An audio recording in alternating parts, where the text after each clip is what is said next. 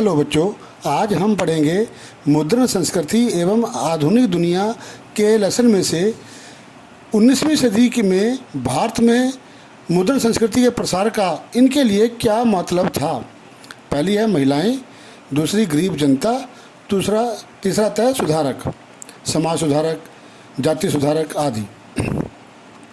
तो वीडियो शुरू करने से पहले मैं आपको बताना चाहता हूँ, यदि आपने मेरा ये चैनल जिसका नाम economic analysis with Ashwini Kumar Gupta है को सब्सक्राइब नहीं किया, उसे सब्सक्राइब करें, लाइक करें, शेयर करें और साथ दिए बेल आइकन बटन को दबाना ना भूलें, ताकि मेरे नए नए वीडियो, नए नए नोटिफिकेशंस आपको मिलते रहें। तो शुरू करते हैं वीडियो। मुद्रण संस्कृति एवं आधुनिक दुनिया के लेसन में से प्रश्न आता है, 19वीं सदी में भारत में मुद्रण संस्कृति के प्रसार का इनके लिए क्या मतलब था। तो पहला है महिलाएं, दूसरा गरीब जनता और तीसरा सुधारक। तो इनमें से पहला पॉइंट आता है महिलाएं। 19वीं सदी में भारत में मुद्रण संस्कृति के प्रसार के कारण महिलाओं की जिंदगी और उनकी भावनाएं बड़ी स्पष्टता और गहनता से लिखी जाने लगी। मतलब क्या है कि जब से मुद्रण संस्कृति आई है, तब से जो महिलाएं थी, जो घर की चारदीवारी में रहती थी, उनकी जो बातें थी बड़ी स्पष्टता और गहनता से लिखी जाने लगी थी। इसलिए मध्यम वर्गीय घरों की महिलाएं भी पढ़ना बहुत अधिक हो गया था। मध्यम वर्गीय जो घर थे, उनकी महिलाएं भी पढ़ने लग गई थी। उदारवादी पिता व पति अपने यहाँ औरतों को घर पर पढ़ाने लगे। उनके लिए वहीं पर ही अध्यापक का इंतजाम कर देते थे, ताकि वो घर पर ही पढ़ती रहें। 19वीं सदी के मध्य में जब छोटे छोटे बड़े शहरों में स्कूल बने, तो उन्हें स्कूल भेजे जाने लगा। तो जो लड़कियां थी, उन्हें स्कूल में दाखिल करने लगे थे। कई पत्रिकाओं में लेखिकाओं को जगह दी। उन्होंने नारी शिक्षा की आवश्यकता को बार बार रेखांकित किया।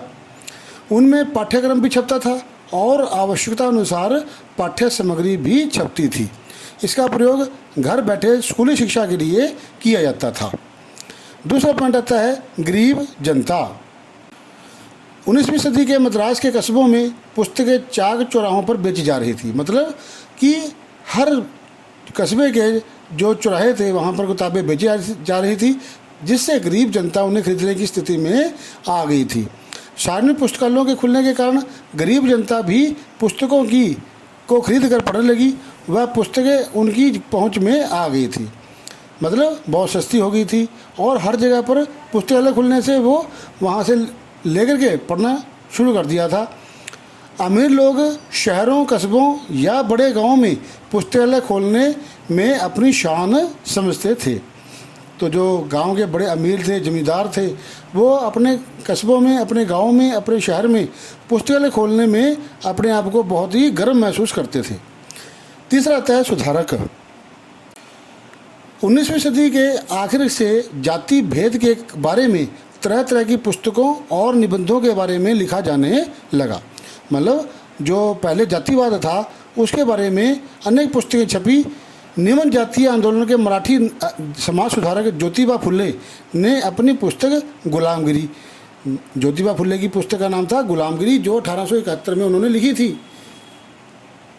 जो कि 1871 में लिखी गई, में जाति प्रथा के अत्याचारों के बारे में लिखा। 20वीं शताब्दी में महाराष्ट्र के भीमराव अंबेडकर और मद्रास के ईवी रामास्वामी, या जिसको नायकर, जिन्हें परियार के नाम से भी जाना जाता था, उन्होंने जाति प्रथा पर अपनी कलम चलाई। उनके द्वारा लिखे लेख पूरे भारत में पढ़े जाते थे। कई विरोधी आंदोलनों ने प्राचीन ग्रंथों की आलोचना की। इसके लिए नए नए साहित्य, पत्रिकाएं, गुटके छापे जाने लगे।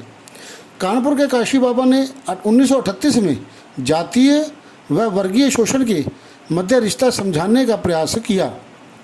मतलब जो जाति थी, एक जाति उच्च वर्ग, निम्न वर्ग, उसके बारे में, और वर्गीय एक वर्ग, वो भी मतलब श्रमिक वर्ग और पूंजीपति वर्ग, उनके बारे में जो रिश्ता था, उनका मध्य में जो रिश्ता था, उसके बारे उनको समझाना का प्रयास किया। 1935 से 1955 के बीच सुदर्शन चक्र के नाम से लिखने वाले एक और मजदूर का लेखन सच्ची कविताएं नामक एक संग्रह छापा गया। तो हमने आज पढ़ा 3 बातें कि 19वीं सदी में भारत में मुद्रण संस्कृति के प्रसार का महिलाएं, गरीब जनता और सुधारकों आदि के लिए क्या महत्व था। धन्यवाद। दोस्तों, यदि आपको ये मेरा वीडियो अच्छा लगा तो मेरे इस चैनल को, जिसका नाम economic analysis with Ashwini Kumar Gupta है, को सब्सक्राइब करें, लाइक करें, शेयर करें और साथ दिए बेल आइकन बटन को दबाना ना भूलें ताकि मेरे नए नए वीडियो आप तक पहुंचते रहें। धन्यवाद।